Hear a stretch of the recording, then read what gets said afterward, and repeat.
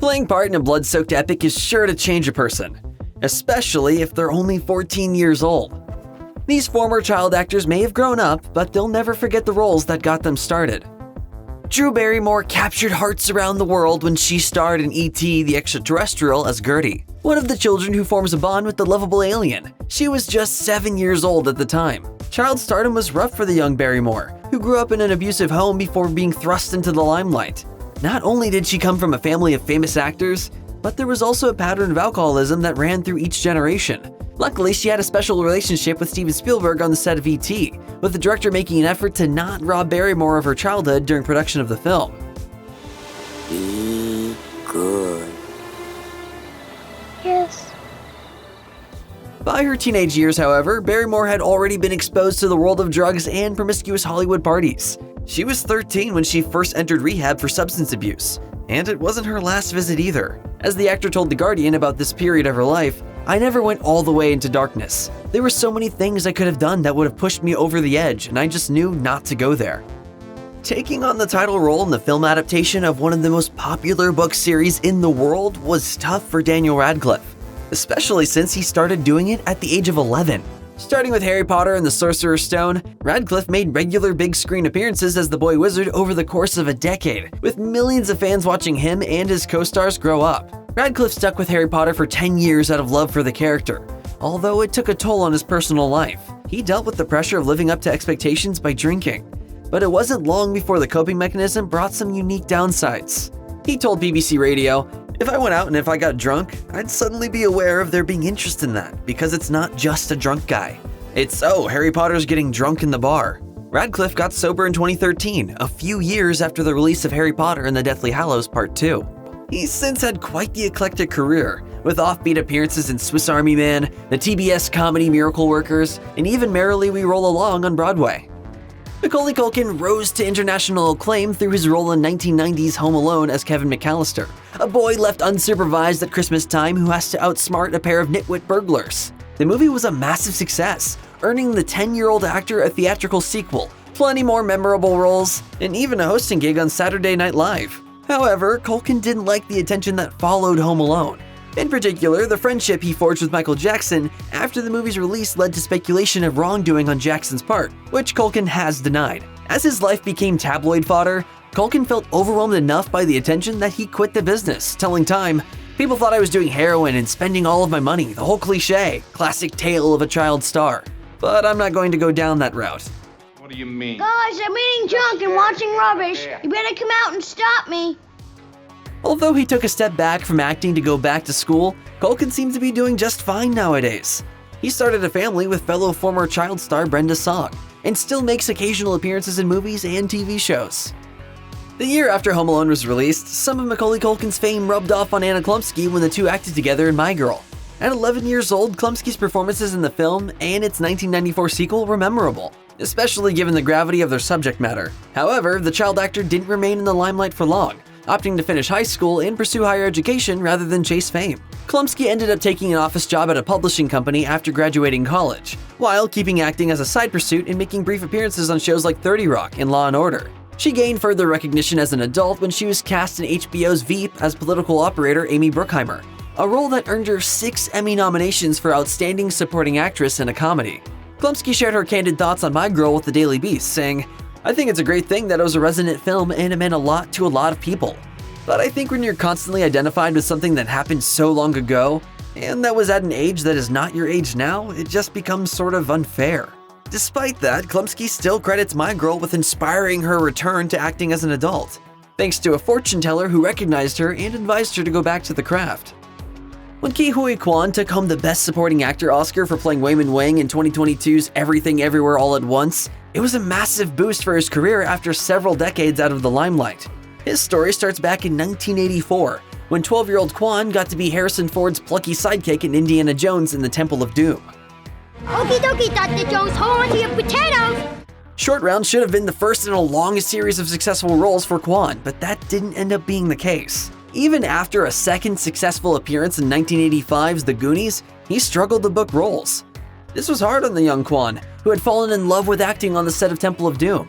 He told People magazine, "Never in my wildest imagination did I think I would end up being an actor. I have such fond memories of working on Indiana Jones.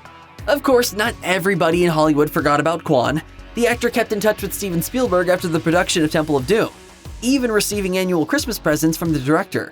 During his journey from out-of-work actor to award winner, Quan also found work choreographing fight scenes for movies like X-Men and The One. Not every actor had a positive experience with their roles as a child actor, which happens to be the case for Tyler James Williams. After working as an extra on Saturday Night Live and Sesame Street, the actor was cast as a young Chris Rock on Everybody Hates Chris in 2005 for 4 seasons. At 12 years old, such a role should have led to a slam dunk of a career for Williams, but luck wasn't on his side. As Williams told GQ, the pressure of having to carry a sitcom on his own was hard, especially coinciding with his awkward teenage years. He admitted, "Every time someone comes up to me, regardless of what it is they recognize me for, what that says to me in the moment is that I'm seen. I have to be on immediately, because someone's watching." By the end of the show, Williams was allegedly told by one of the producers that he would never work again.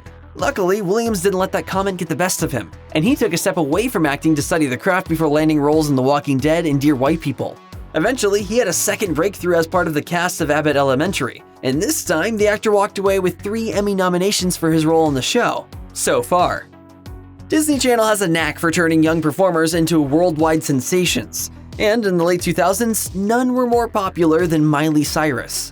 Her show Hannah Montana was massively popular, allowing her to kickstart her music career at the same time with hits like Party in the USA and The Climb. Cyrus was only 13 when she started the show, but when it ended 5 years later, she was 18 and was ready to change her image in some pretty impulsive and drastic ways. I'm a teenager. We act without thinking and we get zits. It's what we do. The years after Hannah Montana ended were rife with controversy for the young star, from provocative dances at the Video Music Awards to the infamous music video for her song Wrecking Ball. Cyrus later attributed the behavior to a rebellion against her years as a Disney icon, reflecting to British Vogue, "I was creating attention for myself because I was dividing myself from a character I had played. Anyone, when you're 20 or 21, you have more to prove. I'm not my parents, I am who I am." Now even older and more mature, Cyrus doesn't look back fondly on those wild years of hers. But she still has the music industry credibility and success to prove that it doesn't define her.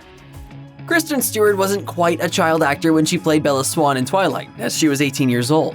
When she was 10 and 11, however, she got her start by taking part in the production for David Fincher's Panic Room, alongside Jodie Foster, Forest Whitaker, and Jared Leto. Stewart's character's family is attacked by a group of intruders, and the fact that she's diabetic complicates things even further. Stewart told Vanity Fair that the experience on the set of Panic Room, despite involving some intense acting, was what made her fall in love with the craft. She recalled, "I never wanted to leave.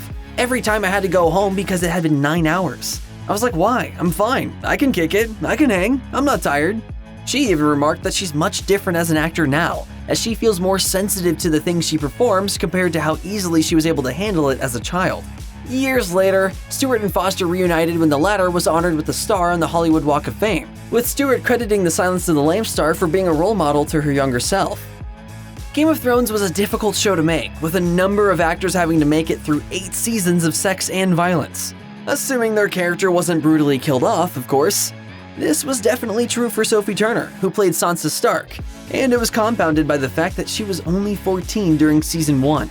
As Turner revealed years later, the pressures of being on a show like Game of Thrones as a teenager took a toll on her mental health, resulting in eating disorders, body dysmorphia, and severe anxiety. In an interview with Dr. Phil, she revealed, "I used to get a lot of comments about my skin and my weight and how I wasn't a good actress. I would just believe it." Turner ended up seeking therapy, even enlisting a live-in counselor to help her manage her eating habits at one point. Though she's admitted that she'll likely spend the rest of her life dealing with the trauma of living through Game of Thrones, Turner has a much more balanced life nowadays. I'm a slow learner. It's true. But I learn. Like Miley Cyrus before her, Olivia Rodrigo turned her Disney Channel fame into a career as a chart-topping pop star. Long before she dropped her debut album Sour, Rodrigo got her start playing a teenage internet star on Bizaardvark. And once that show ended, she gained even more recognition as Nene in High School Musical, the series. Rodrigo was always an aspiring songwriter, but she didn't get her big break until the Disney Plus show's producers asked her to pen an original song for her character to sing in the first season. That song was All I Want, which put Rodrigo on the Billboard Hot 100 for the first time and launched her into mainstream success. Eventually, she released her debut single as a solo artist, Driver's License, inspired by her on-set romance with her co-star Joshua Bassett. It was a record-breaking #1 hit, which came as a surprise to both the music industry and Rodrigo herself. She told The Guardian, "It's not like I was like, in order to have a sustainable career, I'm gonna roll it out slowly and this and that. I kind of had overnight success." Rodrigo ended up leaving High School Musical, the series in its 3rd season to focus on her solo act. Time will only tell if the pop star looks back fondly on her Disney years.